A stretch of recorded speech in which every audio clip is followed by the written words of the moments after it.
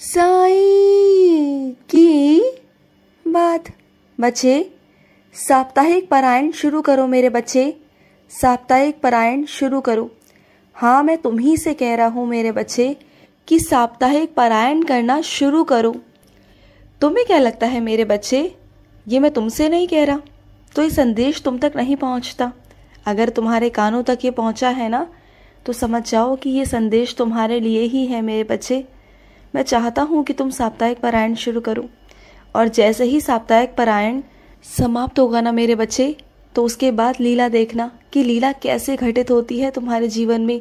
एक ऐसी बहुत प्यारी सी लीला घटित होगी छोटी सी लीला, बहुत छोटी मोटी सी लीला है, लेकिन खास होगी तुम्हारे लिए। तुम देखना कि मैं कैसे कैसी लीलाएं तुम्हारी ज़िंदगी में करता हूँ मेरे बच्चे। भरोसा रखो मुझ पर, लेकिन करना शुरू करो। और सुनो, किसने कहा कि तुम माँ नहीं बन सकती? किसने कहा कि तुम्हारी गोद सूनी रहेगी? हाँ, लोगों ने कहा और तुमने मान भी लिया। क्या तुम्हें ये ख्याल नहीं आया मेरे बच्चे कि अगर तुमने द्वारिका माई से कुछ मांगा है, अपने बाबा से कुछ मांगा है, तो वो तुम्हें नहीं मिलेगा? ये कैसे सोच लेते हो तुम? कैसे इन चीज़ों को सोचते हो तुम?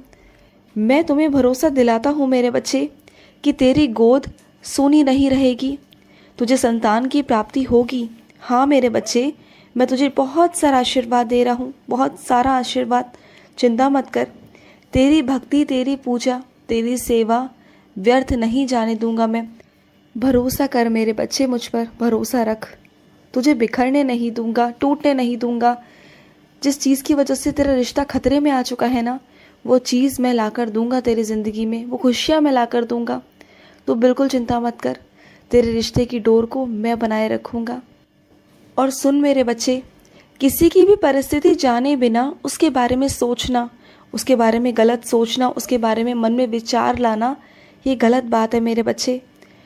किसी को पहले देखो, जानो, परखो, उसके बाद में उसके परिस्थिति को देखो, उसके बाद में ही ना किसी के लिए मन में विचार लाओ। गलत विचार ऐसे ही तुम्हारे मन में नहीं उत्पन्न होने चाहिए, जो कि गलत है मेरे बच्चे। और सुनो, परेशानियां हैं मैं जानता हूँ, लेकिन सबूरी रखो, विश्वास रखो।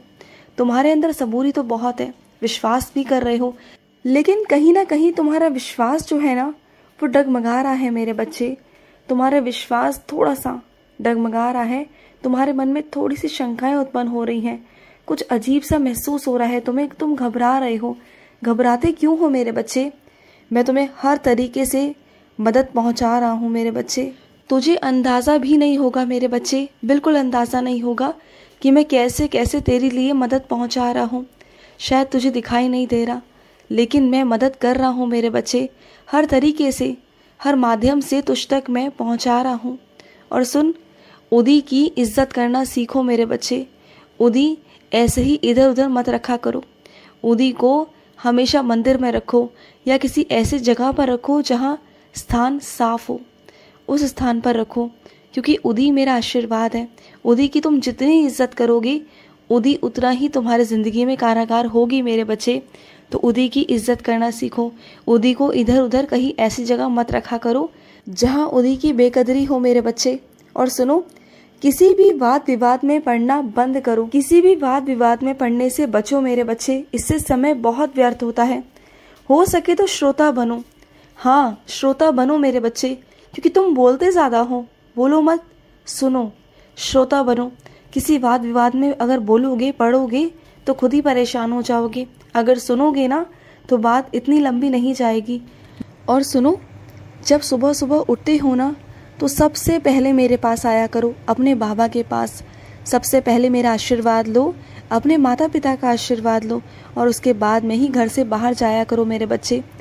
देखना, तुम मेरे आशीर्वाद से और अपने माता पिता के आशीर्वाद से ना बहुत आगे जाओगे, बहुत उन्नति करोगे, बहुत तरक्की करोगे मेरे बच्चे। तुम्हारे जीवन में बहुत वृद्धि होगी, बहुत वृद्धि। अगर तुम मेरा नाम, मेरा आशीर्वाद लेकर जाओगे और माता पिता का नहीं लोगे ना, तभी तुम अधूरे रह जाओगे। तो माता पिता का आशीर्वाद ज़रूर लिया करो। मेरे साथ साथ माता पिता का आशीर्वाद लेना भी बहुत ज़रूरी है मेरे बच्चे। और मैं अपने कुछ बच्चों से कहना चाहता हूँ कि मेरे कुछ बच्चे ऐसे हैं जिन्होंने अपने माता पिता को ना कभी इज्जत नहीं दी, कभी प्यार नहीं दिया, और आज जब वो तुम्हारे ज़िंदगी में नहीं है ना, तुम उनके लिए श्राद्ध करना चाहते हो, तुम्हारे मन में उनके लिए पछतावा है, तो ये गलत बात है ना मेरे बच्चे। जब वो थे तब तुमने इज्जत नहीं करी, और आज वो नहीं है ना, तो तुम्हें उनकी कमी खलती है, तुम्हें महसूस होता है कि माता पिता क्या होते हैं।